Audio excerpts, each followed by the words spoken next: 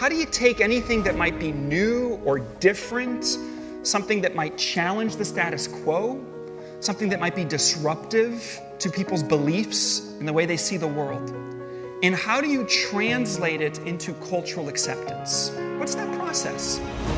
By definition, if you're an innovator or a disruptor, you are overstepping by somebody's standard. So that was the question for me, right? How do we tell the story of innovation when that story challenges what everybody currently accepts as truth? This is the challenge we all face, which is disbelief. Because it's one thing to have the breakthrough product or idea, but if you can't get others to connect to it, believe in it, and act on it, well, it doesn't matter how much money you got behind you. Now, a lot of us think, well, let's just present the facts. If we've got the facts, we have the evidence, of course people will believe us. Our common default is to start with the data. The challenge is data is dead. So how do we crack the code on disbelief? What I want to share with you is my work on narrative. How you can think as a narrative strategist to advance your work as product designers and as innovators.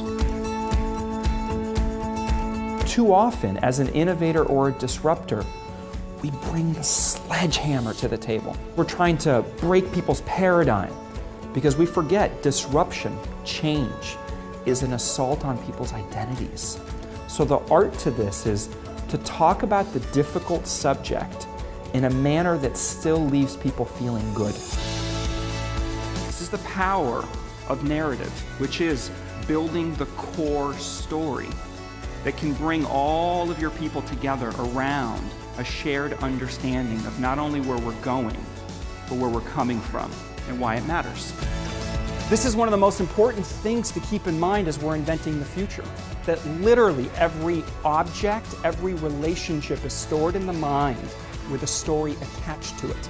How the heck do we make sense of the future? Well, we better understand the language of narrative. Right? We don't buy the product, we buy the story that's attached to it.